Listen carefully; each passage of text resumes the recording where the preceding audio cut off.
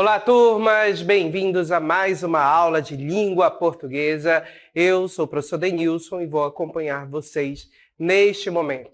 O que vamos aprender? Então, nosso objeto de conhecimento na tela. Nesta aula, estudos literários, vamos estudar o modernismo no Brasil, a sua primeira fase, focando o olhar para o autor Manuel Bandeira. Certo, turmas? Preparados? Venham comigo.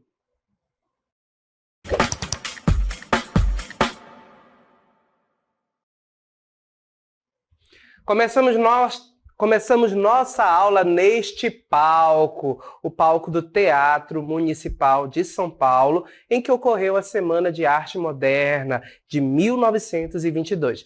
Neste palco foi declamado o poema Os Sapos, de Manuel Bandeira. Apesar do autor não estar presente no evento, ele foi declamado pelo escritor, por Ronald de Carvalho.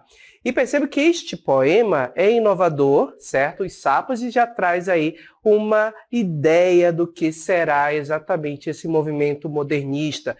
Temos um poema de crítica, certo? E o nosso autor, Manuel Bandeira, vai trazer também, ele vai se alinhar ao movimento modernista e também será um grande representante deste movimento, principalmente pela linguagem. Então, nós vamos ter um autor que irá valorizar a linguagem, certo? Brasileira, a linguagem falada no cotidiano, a linguagem falada pelas pessoas comuns, pelas pessoas mais humildes. Essa linguagem é incorporada aos textos literários. Lembrando que o modernismo é exatamente um movimento que vem contestar, quebrar padrões. Ele tem inspiração lá nas vanguardas culturais europeias, ele consome um pouco dessa arte, mas, claro, faz esse consumo, consome, se alimenta dessa arte, mas cria algo novo, algo genuinamente brasileiro, com a identidade e a cara do Brasil. Então, nós vamos ter aqui quebra de muitos padrões. E esses padrões são quebrados principalmente ali na produção artística, na produção dos textos literários. Lembrando que a literatura é a arte que se faz com a palavra. Produção de poemas, produção de novelas, contos, romances. Quando pensamos nos poemas, nós temos uma quebra com o tradicional, com a escrita tradicional de poemas. Vamos observar como ocorrem essas quebras com Manuel Bandeira? Então, leiam comigo o poema Poética, com vocês. Estou farto do lirismo comedido, do lirismo bem comportado, do lirismo funcionário público com livro de ponto expediente, protocolo e manifestações de apreço ao senhor diretor.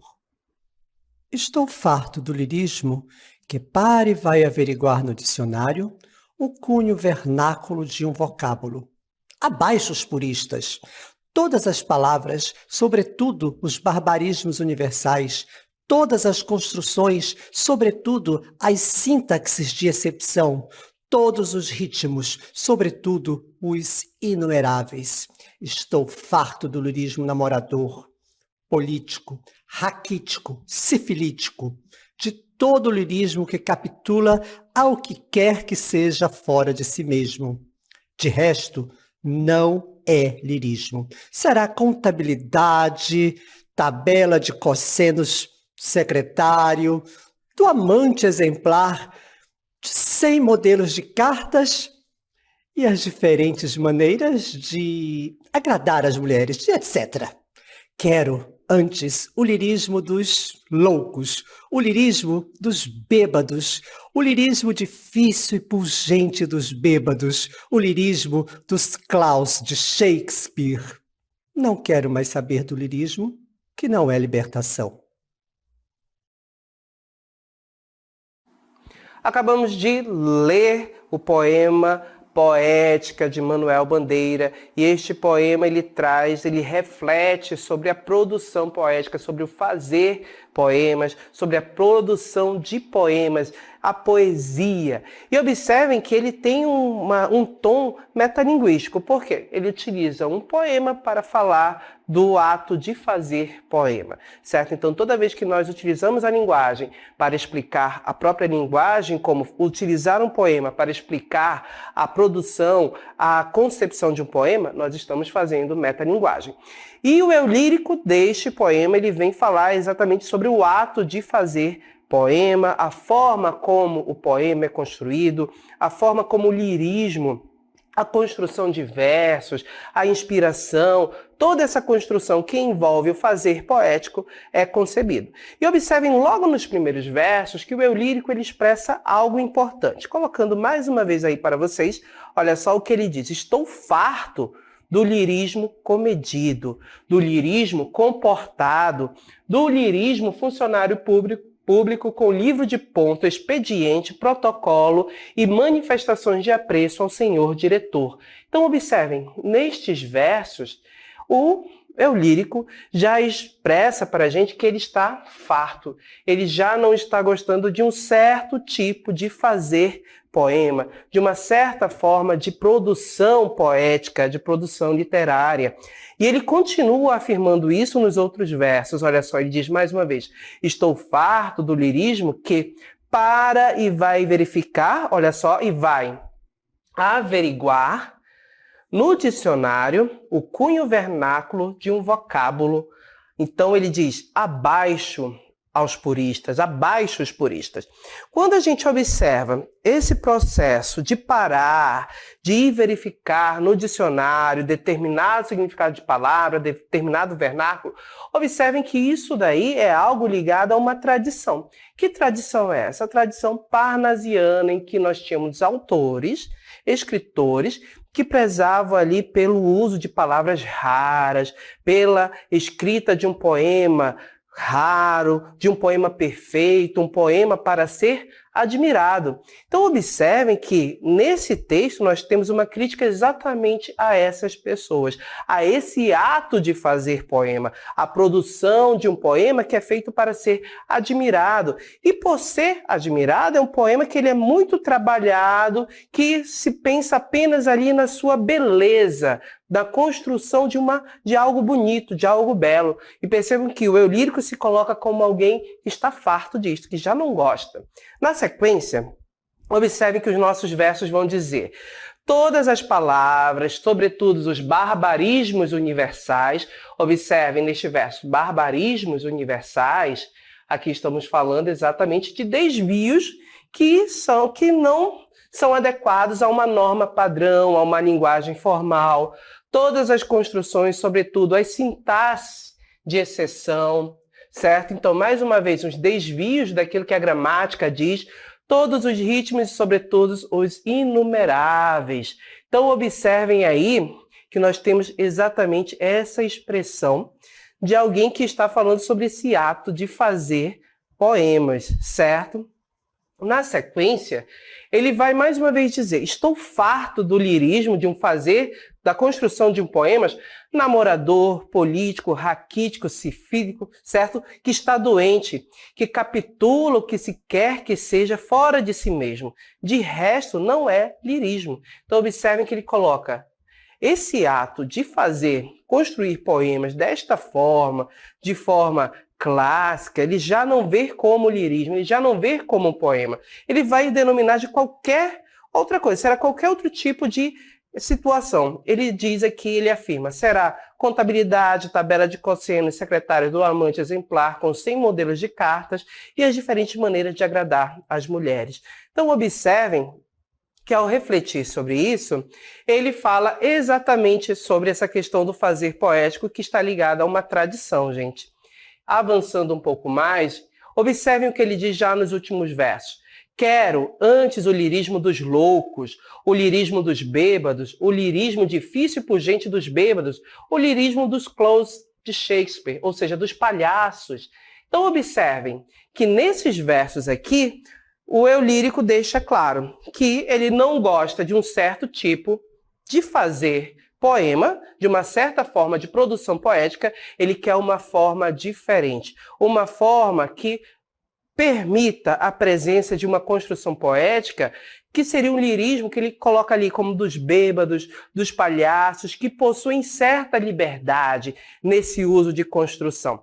Observem que aqui o eu lírico preza pela liberdade de temas, pela liberdade que a poesia, que a construção poética não seja aquela construção que está marcada por uma forma fixa, que tem que ser daquela maneira, que tem que refletir sobre determinadas ideias, determinados ideais, mas que a poesia, que o poema possa refletir sobre o que quiser. Então, percebam que poética aí se coloca como um poema de libertação, certo? Que vai marcar exatamente a ideia de libertação do modernismo. Então percebam que o poema aqui, ele deixa nesse primeiro momento, nesta primeira fase, de seguir uma forma clássica, uma forma tradicional. A gente pode perceber essa quebra até mesmo pela construção dos versos. A gente já não tem mais um poema seguindo uma métrica certinha, os versos com rimas ali todas alternadas ou emparelhadas,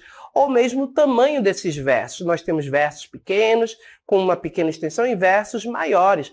Voltando já nos últimos versos aí que a gente pode observar isso. Olha só, colocando mais uma vez. Neste último verso, observem que aqui, quando ele diz o lirismo dos bêbados, nós temos um verso bem curtinho, certo?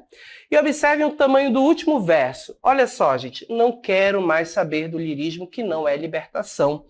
Percebam que nestes dois versos que eu destaquei, nós temos tamanhos diferentes. Isso já evidencia para a gente que não há uma contagem métrica certinha de sílabas poéticas. Se houvesse, nós teríamos versos com tamanhos bem semelhantes, bem parecidos ou próximos, ok? Importante chamar a atenção também para este último verso, que o eu lírico enfatiza mais uma vez o que ele não quer.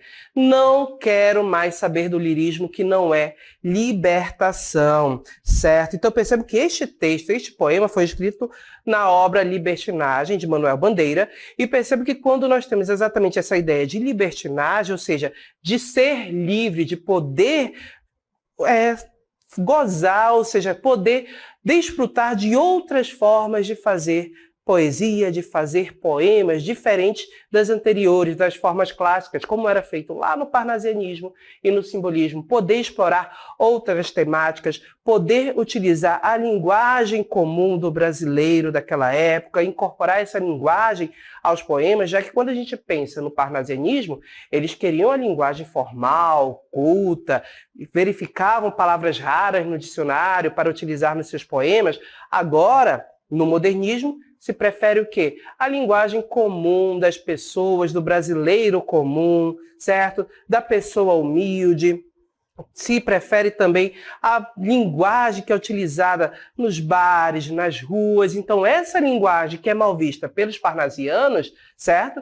Ela passa a estar presente nos poemas. Então, percebo que isso é um ato de libertação. Então, o poema se liberta das amarras tradicionais que foram colocadas lá no parnasianismo. Então, esse poema evidencia exatamente o tom do modernismo brasileiro, que é exatamente o momento de libertação, de renovação, de experimentação, experimentar novas formas de fazer arte, certo? E percebam que o nosso autor, Manuel Bandeira, então, mais uma vez, verificando aí a autoria do nosso texto, quem escreveu foi exatamente Manuel Bandeira.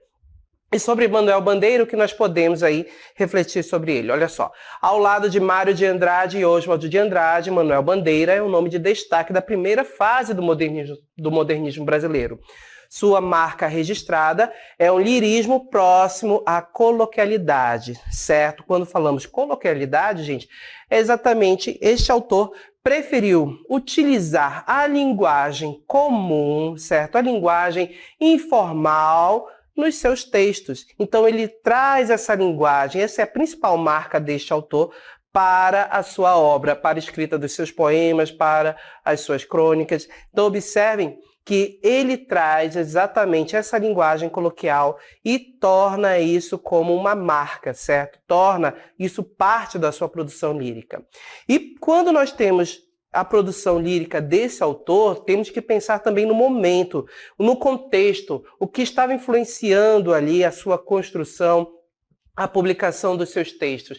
Quais fatos ocorreram que podem ter influência exatamente na sua produção artística. Então, vamos aí verificar o momento de produção. Quando ele escreveu, quando ele produziu. Então, percebo que, mais uma vez, ele é um autor que vai estar ali vivendo o período do Brasil República, dessa consolidação, e percebam também que ele viveu a política do café com leite, certo? Essa política que existia no nosso país, em que nós tínhamos um grupo político que se alternava no poder. As elites ali de São Paulo, Minas Gerais, se alternavam no poder, na presidência da República, certo? E detinham todo esse poder. Algo importante também que ocorreu justamente nesse período de produção literária de Manuel Bandeira foi o crescimento industrial paulistano.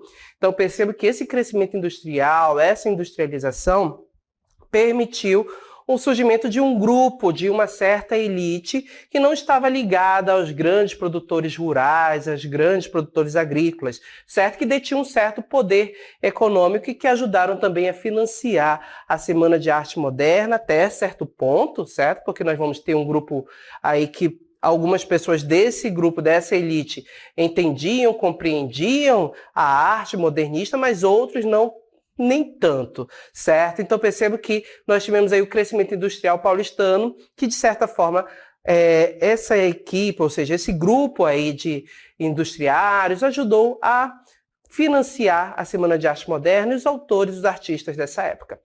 Também nós vamos ter aí no momento da produção de Manuel Bandeira outro evento importante, ecos dos movimentos vanguardistas europeus. Então você lembra do expressionismo, futurismo, cubismo, que nós já estudamos, percebo que esses movimentos que ocorreram na Europa chegam ao Brasil e também eles influenciam nessa produção artística. E, claro, o próprio modernismo brasileiro ocorrendo, que é a renovação artística no nosso país. Então, observem que nós temos a ideia do modernismo, que tem influência das vanguardas culturais europeias.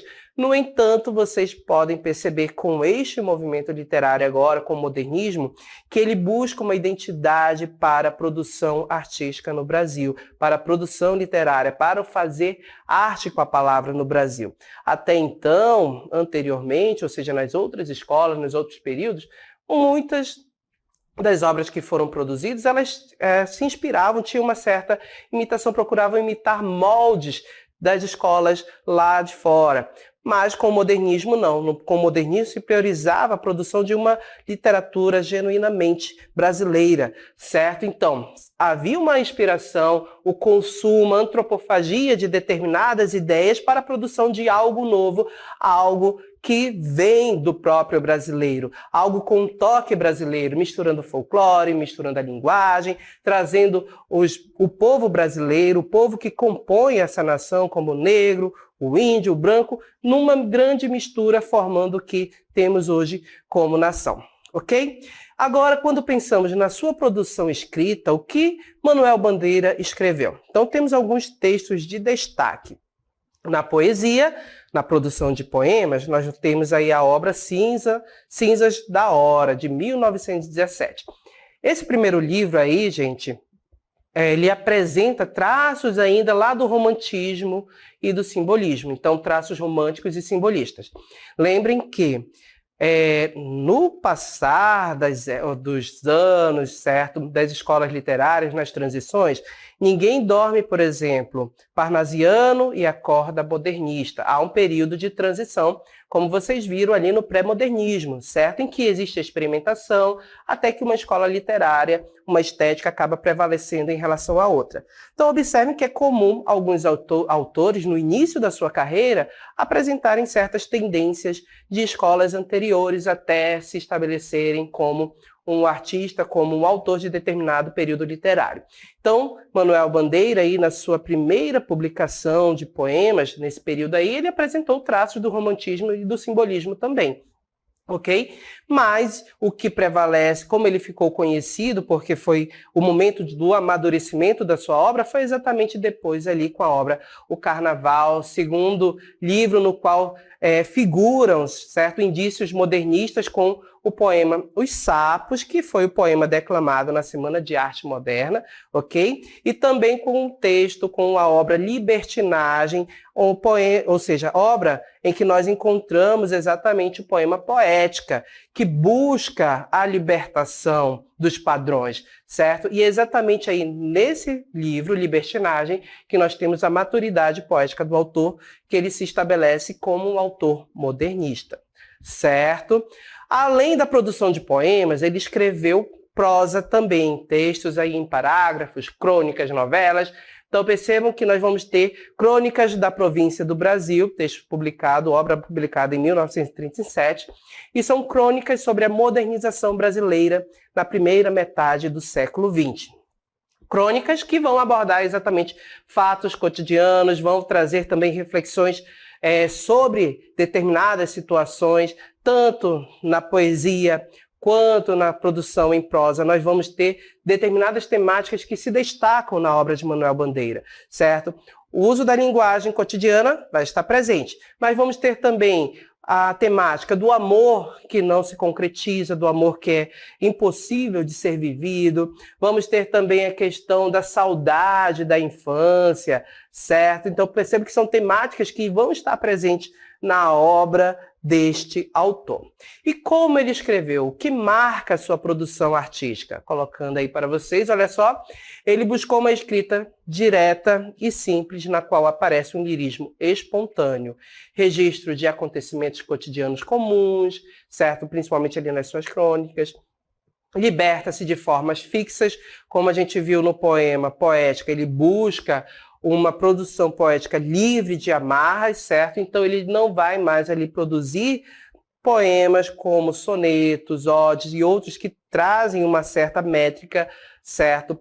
Temos a opção também, ele vai optando pelo verso livre, por meio do qual captura a fala das pessoas. Isso é importante, versos livres, ou seja, sem presença de rimas, ok? Vamos ter versos com a fala das pessoas, a fala comum, popular presente também, que é uma grande marca do nosso autor. Observem que os modernistas, nessa primeira fase, buscam valorizar, trazer uma produção literária para o Brasil, genuinamente brasileira, exaltando o quê? O nosso folclore, exaltando a nossa gente, o cidadão brasileiro, a miscigenação que ocorreu, a mistura de povos que ocorreu no Brasil, e também a forma como nós utilizamos a nossa língua, o falar do brasileiro, que é diferente do falar português, do falar lá de Portugal. Então, percebe, valorizando o folclore, a população, o povo, e valorizando a linguagem comum do cotidiano que o brasileiro utiliza no seu dia a dia, se busca aí a literatura, a produção literária genuinamente brasileira, ok? Vamos a um poema, mais um poema de Manuel Bandeira, para que a gente possa compreender bem esse autor. Temos aí o poema Irene do Céu. Observem, gente, Irene preta, Irene boa, Irene sempre de bom humor. Imagino Irene entrando no céu. Licença, meu branco. E São Pedro bonachão. Entra, Irene, você não precisa pedir licença. Observem, gente, nesse texto, neste poema, você não observa uma marcação clássica, uma marcação rígida, como ocorre nos sonetos, como ocorre numa tradição mais clássica, certo? A gente não tem as rimas marcadinhas, alternadas ou emparelhadas. Nós temos um texto, um poema que se estabelece como um diálogo em determinados pontos, em determinados versos. Voltando ao nosso poema, observem que ele traz a figura da Irene, a Irene preta, certo? Observem aí o povo brasileiro presente, as pessoas que compõem esse povo, né? A figura do negro, a figura do branco. E observem, a Irene, ela foi levada ao céu, certo? Perceba que ela chega ao céu e o diálogo que se estabelece.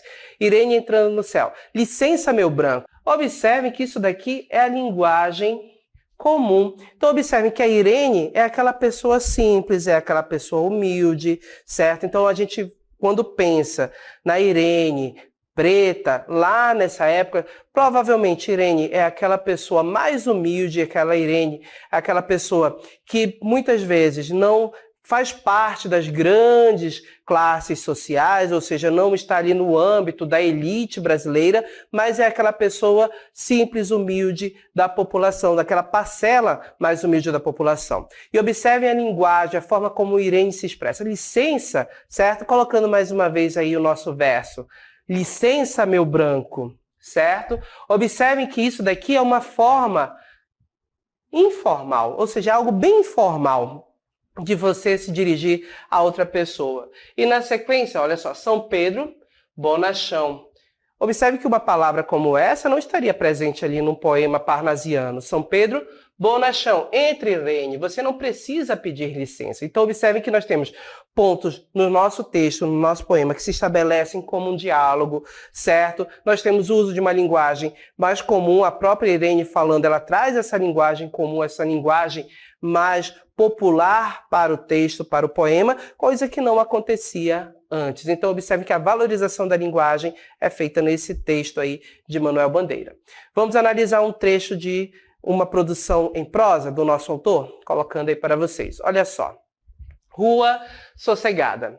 Esta, onde pela volta do dia é doce acompanhar o jogo das sombras das fachadas, no tabuleiro dos paralelepípedos, as lavadeiras estendem roupas nos paredões que fecham a calçada do lado da perambeira. Fica um menino de guarda para dar aviso do aparecimento dos fiscais da municipalidade. A gurizada dos cortiços, naturalmente, há um que se chama Buraco Quente, brinca o dia inteiro de gude. Que gude? Peão, bico de aço, pipa, linha crua, futebol, a trinca do curvelo contra a trinca do Cassiano. E pela boca da noite é aqui que todos os namorados da redondeza vêm passear, agarradinhos. Todo mundo sabe da vida dos outros, mas estão acostumados. Dona Júlia diz as últimas a Dona Aninha. Dona Aninha roga pragas. Amanhã estão de bem. E falando mal da Dona Leonor. A província fica a 10 minutos da Avenida Rio Branco. Não é delicioso? Então observem, gente, que nós temos exatamente aí um trecho, certo, de uma crônica. E observem que essa crônica aborda exatamente o cotidiano de um local comum, de uma vila, a relação entre os moradores, essa relação que ela se mostra muitas vezes em conflito, como as duas senhoras ali se estranhando, mas depois estão novamente em um tom de amizade, falando mal de outra pessoa. Então observem que aqui nós temos o cidadão comum, certo? Nós temos a vivência comum, a vivência do brasileiro no dia a dia, nos cortiços, as crianças, certo? As crianças que fiscalizam, que ficam reparando para a presença de fiscais que estão ali para impedir determinadas ações das pessoas mais pobres, mais comuns em determinados espaços públicos. Percebam que nós temos a valorização dessas ações do dia a dia e observem a linguagem, a forma como o texto é escrito, de uma forma mais coloquial, de uma forma direta, uma linguagem mais simples. Não temos uma linguagem rebuscada na construção dessa crônica e percebam que ela reflete exatamente, ela traz uma vivência do dia a dia do brasileiro daquela época, ok? Então percebo que por meio desse retrato, dessa valorização, nós temos aí exatamente a valorização, mais uma vez, da linguagem, a valorização, mais uma vez, do povo que forma essa nação para a construção de uma literatura. Então, quando a gente pensa em Manuel Bandeira, lembrem sempre que é exatamente o autor que vai valorizar o coloquial, a forma como a pessoa, como o cidadão comum brasileiro daquela época falava, justamente para a construção de seus textos, para produzir textos, para produzir uma literatura modernista, uma literatura brasileira, genuinamente brasileira. E lembrando que nós vamos ter a valorização não só da linguagem, mas também do povo brasileiro, certo? Na sua mistura, na sua miscigenação. Vamos ter também nos textos a valorização desse povo e vamos ter a valorização de uma linguagem comum, certo? Essa linguagem comum que é a linguagem que o brasileiro utiliza no dia a dia, na expressão, no conversar do cotidiano, ok? E também o folclore que vai estar presente nas produções dos autores desse período, ok? Então, já que vimos tudo isso sobre Manuel Bandeira, nós vamos finalizar a aula aqui.